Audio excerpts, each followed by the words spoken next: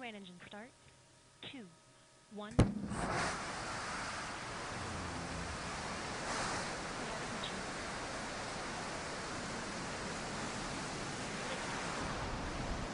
Shepard has cleared the cabin.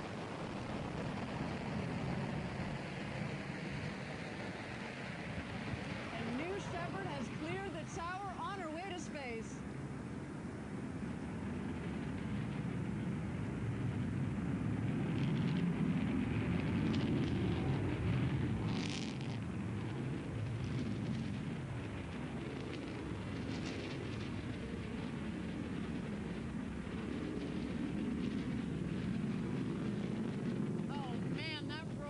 Me every single time as she exits the valley on the way up to space. Again, we are aiming for an altitude of about 350,000 feet or 105 kilometers this morning. You can follow along as she gains speed in the top right corner of your screen. And of course, as she reaches her altitude, you can follow along on the bottom left corner of your screen. We have confirmed max Q. That was the most intense part of flight on the rocket, maximum dynamic pressure as we call it, and a nice clean burn on that BE-3 engine. Go, baby, go.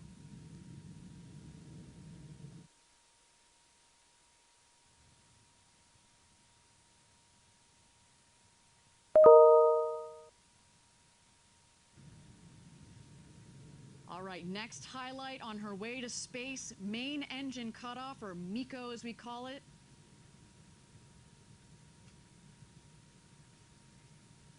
Now, if you and I were flying on New Shepard right now, we're going to feel those G's come on.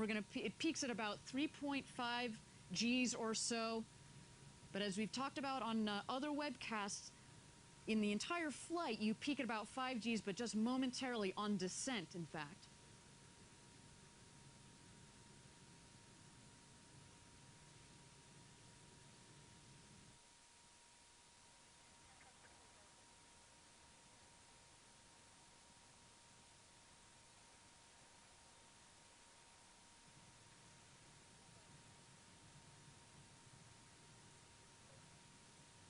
And there it is, main engine cutoff.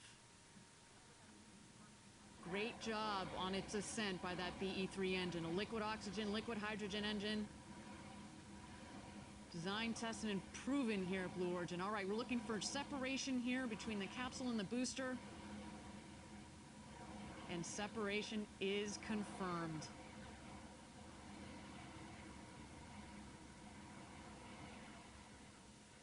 Those payloads are getting a nice ride this morning, experiencing those clean micro-Gs. And again, if you and I were up there, we'd be doing those somersaults, maybe a superwoman across the capsule, and I for sure would be gazing out those huge, beautiful windows.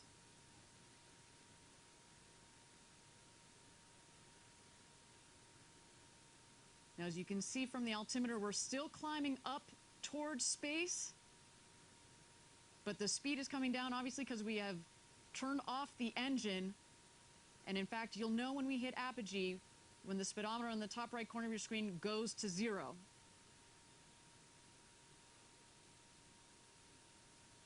And there we go. We have passed the Kármán line of 100 kilometers, or about 328,000 feet. But continue our climb here, looking for apogee.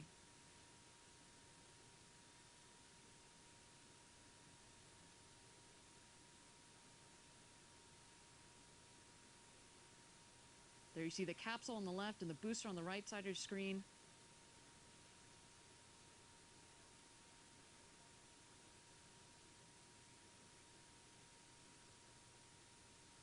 All right, and we have an unofficial number of about 343,000 feet. Congratulations, New Shepard team, on your 6th flight to space. Now let's bring her home.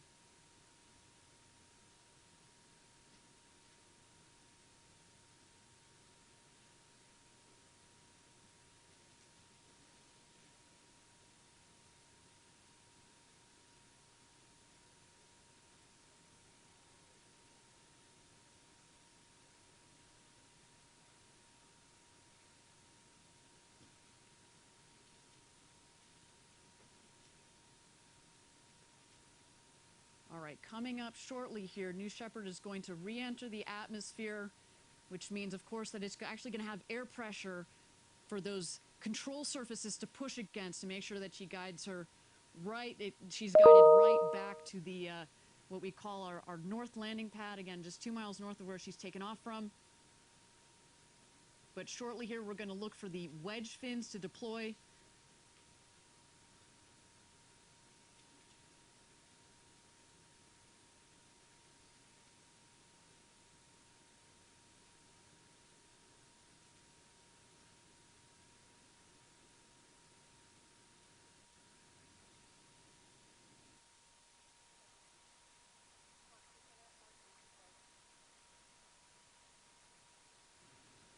And the wedge fins are out. All things looking nominal. You may recall those wedge fins are housed up in the what we call our ring fin. As the rocket's coming back down, the air is flowing through that ring fin, centralizing the pressure, and that keeps the rocket nice and stable and straight as it's coming back down to land. Of course, the wedge fins also help with the stability of the rocket as she descends back home to Earth. Next, we'll be looking for the drag brakes to deploy. Those are also housed in the ring fin, and that's going to dramatically cut the speed of the rocket.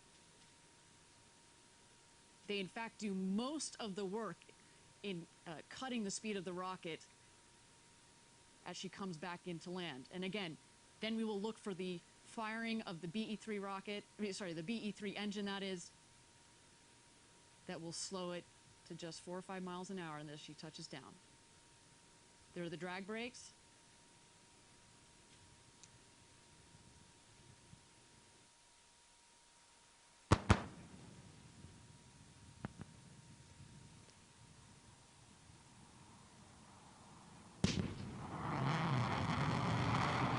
Boom! There's the sonic boom. Engine relay.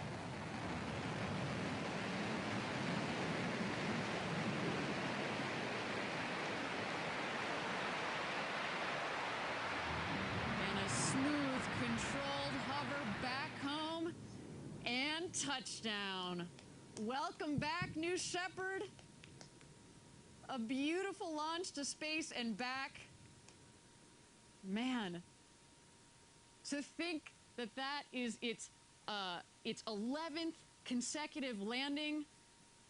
It's almost like landing rockets become commonplace. I mean, it never gets old. Let me get that part straight, but man, that is exciting. All right, the show is not over. We, of course, are waiting for visual confirmation on the capsule.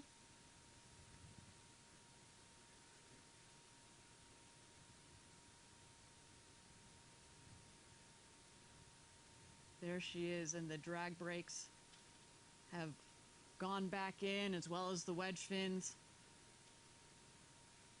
Man, she just looks like you could fuel her up and go again. What a beautiful, beautiful launch and landing from New Shepard this morning.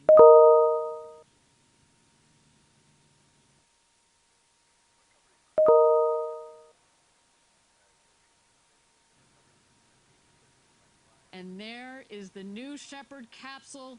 The drogues have been deployed, and there are the main parachutes fully inflated.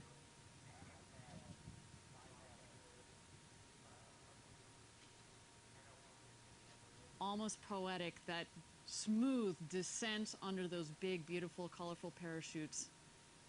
And a very stable 15 or 16 miles an hour she descends back into the valley.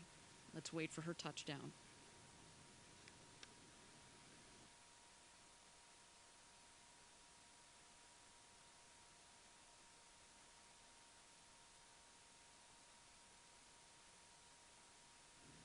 Keep in mind that retro thrust system is going to fire just in the last milliseconds. It's going to kick up some dust down here in Texas. And we're losing it in the fog, but let's capture it again here.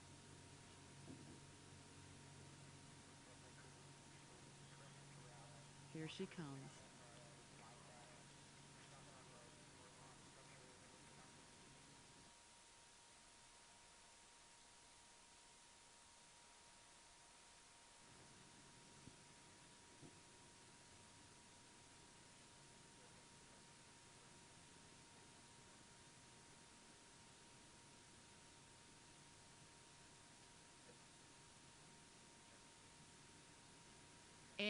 touchdown.